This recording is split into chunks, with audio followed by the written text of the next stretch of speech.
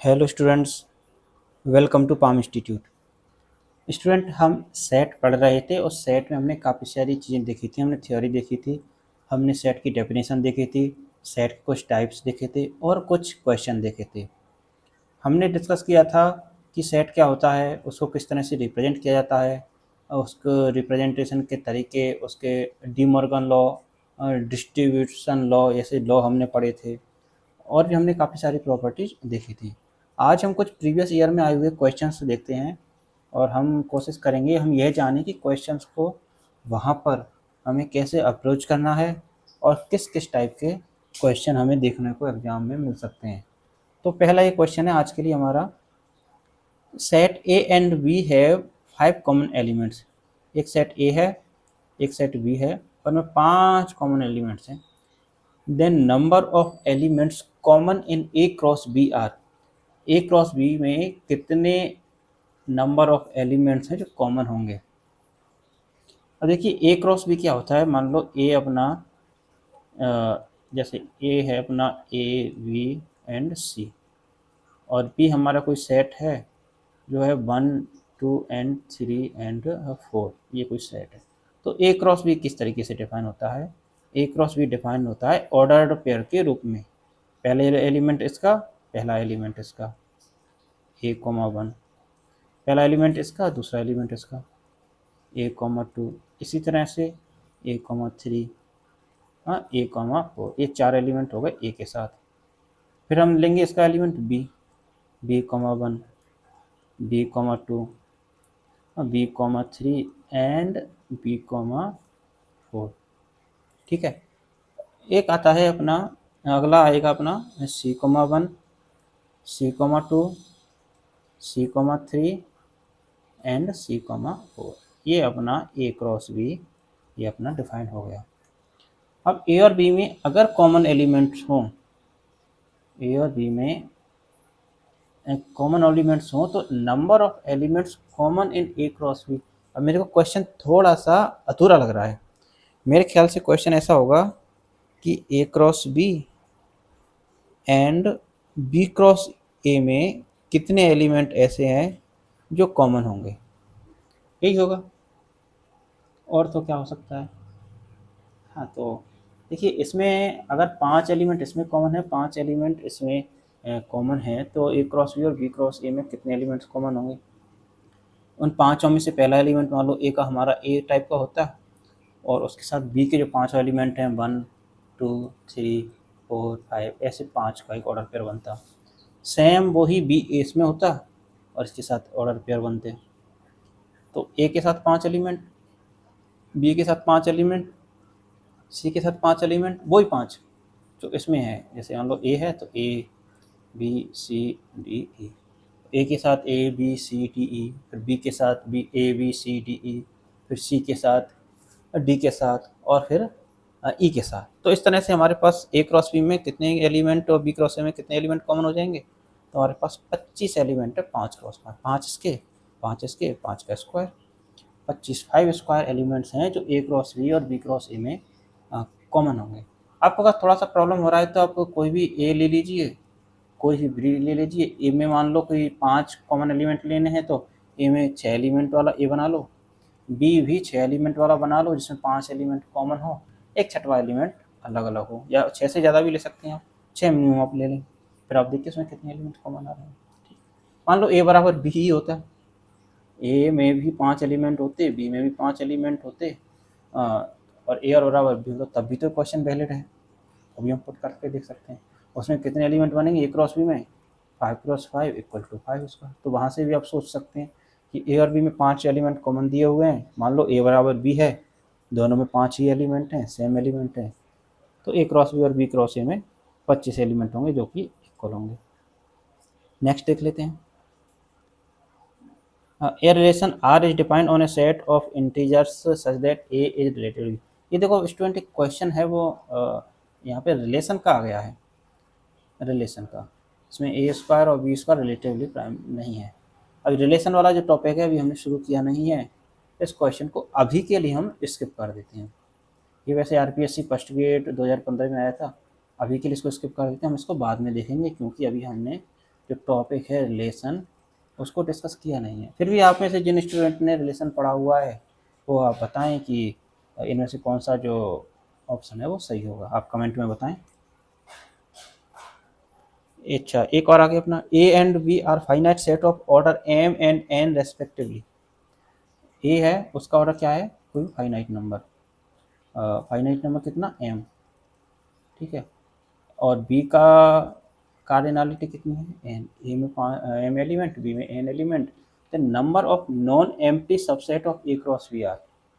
अच्छा, ए में अगर एन एलिमेंट है, बी में एन एलिमेंट है, तो ए क्रॉस बी में कितने एलिमेंट होंगे, ए क्रॉस बी में कितने एलिमेंट होंगे, वो हो जाएंगे m multiply n, m n, ठीक है। ए में अगर एम एलिमेंट है, बी में अगर एन एलिमेंट है, तो ए क्रॉस बी में एम एन एलिमेंट होंगे।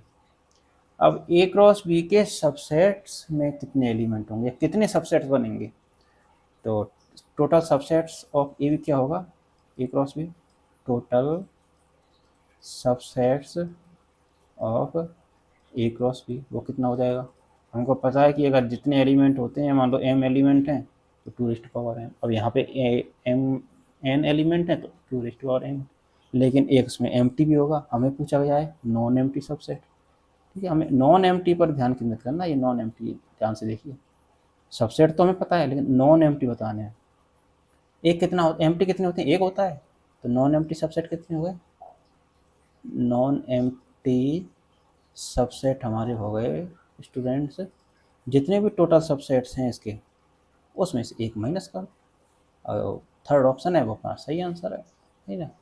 जितनी भी ए में एम एलिमेंट, बी में n element, A cross B में हो जाएगी एम एन एलिमेंट, और total subset A cross B के हो जाएंगे, जितने एलिमेंट हैं उसको टू की पावर में लगा दो, two raised power m n, और नॉन एम्प्टी चाहिए तो उसमें से एक घटा दो, two raised power m n, third option अपना आ गया।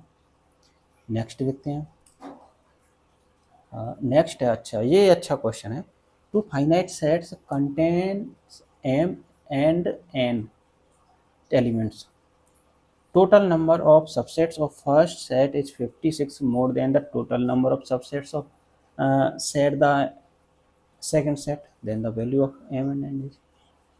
पहला सेट में m है, दूसरे सेट में n है, तो पहला अपन मान लेते हैं कोई सेट a है, उसमें कितने एलिमेंट हैं m, ये m थोड़ा सा अजीब सा बन गया, कोई बात नहीं, इसको m ही है ये, कुछ नहीं। b में है उसमें n एलिमेंट है, हमको दिया हुआ है कि फर्स्ट सेट में जो है सेकंड सेट से कितने एलिमेंट ज़्यादा हैं, 56, यानी कि m इक्वल हो जाएगा n प्लस 56, ठीक है।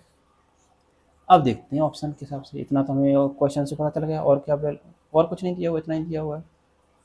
ऑप्शन फर्स्ट चेक करते हैं, अगर m बराबर 7 होता, m बराबर 7 होता तो a में कितने एलिमेंट होते, टू रेस्ट पावर 7, यानी कितने होता, 2 4 8 16 32 64 128, यानी 120 और होते, फर्स्ट ऑप्शन की बात कर रहे हैं हम। और बी में कितने, टू रेस्ट पावर 6, यानी होते 64, तो उससे तो यह इक्वेशन सेटिस्फाई नहीं हो रही है, 56 m plus n, m equal to n plus 56 नहीं आ रहा है, तो ये ऑप्शन हमारा नहीं होगा। बी में चेक करते हैं, सॉरी सेकेंड ऑप्शन चेक करते हैं, टू रेस्ट पावर 6 कितना होता है, एम बराबर टू रेस्ट पावर 6 64, और n बराबर क्या होगा, टू रेस्ट पावर 3 यानी 8, हाँ ये सेटिस्फाई कर रहा है शायद, देखते हैं 64 इक्वल टू कितना होता है 8 प्लस 56, हाँ ये सेटिस्फाई कर रहा है, ये हमारा हो जाएगा n हमारा, अगर n हमारा 3 है तो number of elements second set में कितने हो जाएंगे 8, फर्स्ट सेकंड सेट में हो जाएंगे 64, और फर्स्ट सेट से 56 से ज़्यादा कितने में हो गए, फर्स्ट और सेकंड सेट से 56 से ज़्यादा कितने हो गए सेकंड फर्स्ट सेट में, तो इन दोनों का जो डिफरेंस है 56 हो गया, सेकंड हमारा आंसर हो जाएगा। अब ऑब्वियसली कि थर्ड और फोर्थ नहीं होंगे, हम एग्जाम में हम स्किप कर सकते हैं बाकी ऑप्शन पर विचार करना, क्योंकि हमें सही आंसर मिल चुका है, लेकिन तैयारी के लिए जब आप प्रैक्टिस कर रहे हैं तब आप चार ऑप्शन पर विचार करें, तब आप सीखें कि चार ऑप्शन कैसे हैं, कैसे काम कर रहे हैं, तो उससे क्या है कि आप जितना ज़्यादा माइंड में मैथमेटिक्स प्रोसेस करोगे, जितना ज़्यादा इन चीज़ों को सोचोगे, उतना ही ज़्यादा आप अच्छा सा परफॉर्म कर पाओगे।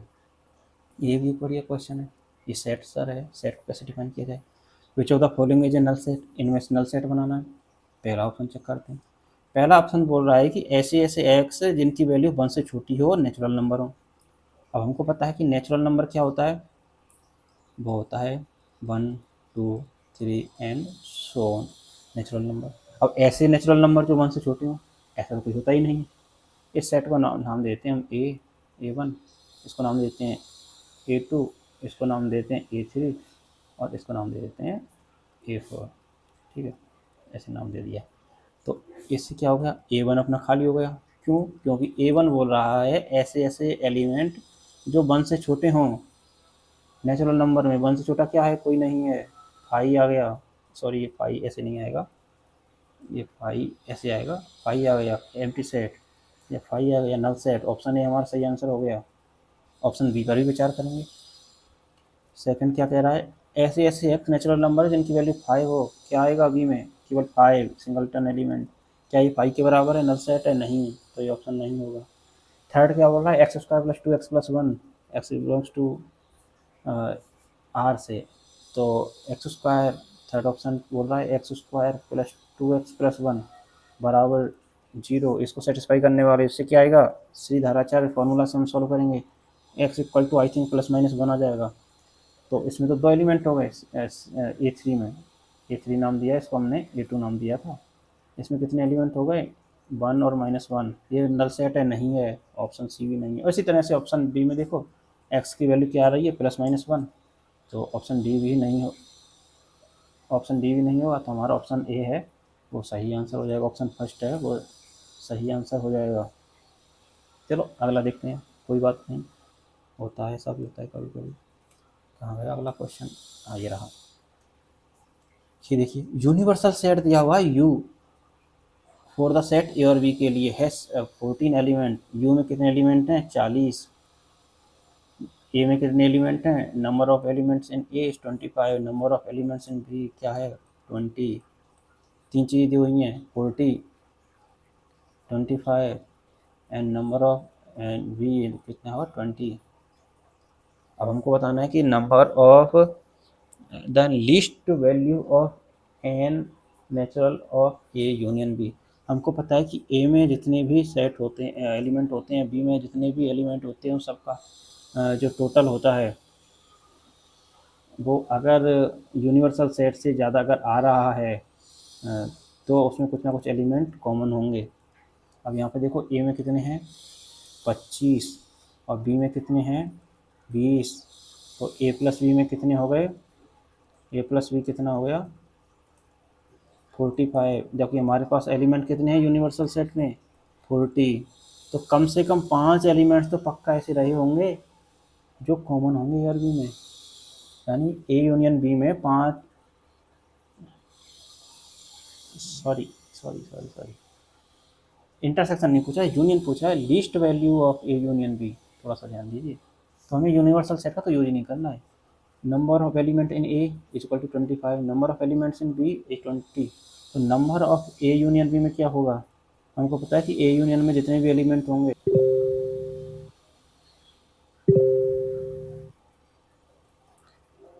स्टूडेंट्स थोड़ी सी प्रॉब्लम हो गई तो मैंने थोड़ा सा स्लाइड को कट किया, कुछ नहीं, हम आगे बढ़ते हैं वहाँ से। तो नंबर ऑफ ए दिया हुआ है 25, नंबर ऑफ बी दिया है 20। हमें यूनियन पर बात करनी है, थोड़ा सा इसमें देखिए ध्यान वाली चीज़। और हमको पता है ए यूनियन बी में एलिमेंट होते हैं वो ए से भी ज़्यादा होंगे या बराबर होंगे और बी से भी ज़्यादा या बराबर होंगे, क्योंकि एक में 25 है दूसरे में 20 है, तो यूनियन में कम से कम 25 तो होंगे ही। ए के एलिमेंट भी हमने डाल दिए, बी के भी एलिमेंट डाल दिए, तो कम से कम 25 तो पक्का होंगे। 25 तो इसमें ऑप्शन में ही नहीं है, क्वेश्चन गलत है फिर। क्वेश्चन में ऐसा होगा कि number of A intersection B ही पूछा होगा। और अगर ऐसा पूछा है, देखिए कई बार ऐसा होता है क्वेश्चन में, या तो एग्जाम में गलत आ गया होगा या फिर हो सकता है जब टाइप किया गया होगा क्वेश्चन तो वहाँ पे प्रॉब्लम हो गई। तो ए इंटरसेक्शन बी में पूछा गया होगा फिर ऑप्शन के हिसाब से, तो कितना हो गया ए इंटरसेक्शन बी में, ये हम जहाँ पे पहले सॉल्व कर रहे थे, ए प्लस बी में कितने हो गए 35। तो ए इंटरसेक्शन में बी में कितने हो जाएंगे, मिनिमम हो जाएंगे 45 -40 इक्वल टू 5, क्योंकि एलिमेंट तो 40 हैं यूनिवर्सल सेट में, वहाँ मिल रहे हैं हमें 45, तो ऑप्शन 3। ये कई बार क्वेश्चन में थोड़ी सी प्रॉब्लम हो जाती है, आपको ध्यान से पढ़ना है कि ए यूनियन बी में पूछ रहा है ए यूनियन बी में मिनिमम कितने होंगे, मिनिमम 25 होंगे।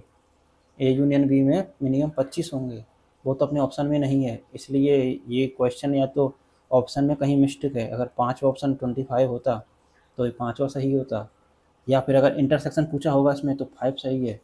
तो आप ऐसा नहीं है कि जो क्वेश्चन आपको दिख रहा है वो क्वेश्चन गलत नहीं हो सकता है कहीं ना कहीं कोई मिस्टेक रही हो। हमने दोनों तरीके से देख लिया कि जो भी उसमें आया होगा उस हिसाब से सही आंसर क्या होगा। और ये आज के लिए एक क्वेश्चन लास्ट वाला कि ए और बी दो सेट हैं तो ए माइनस ए इंटरसेक्शन बी में क्या होगा। तो उसके लिए हम वही वेन डायग्राम बना लेंगे, सबसे ईजी रहता है। इसका नाम दे दिया ए, इसका नाम दे दिया बी, इसका नाम दे दिया 1, ये हो गया 2, ये हो गया 3, ये हो गया 4। ए क्या है अपना 1 वाला एरिया प्लस 2 वाला एरिया, बी क्या है 2 वाला एरिया प्लस 3 वाला एरिया।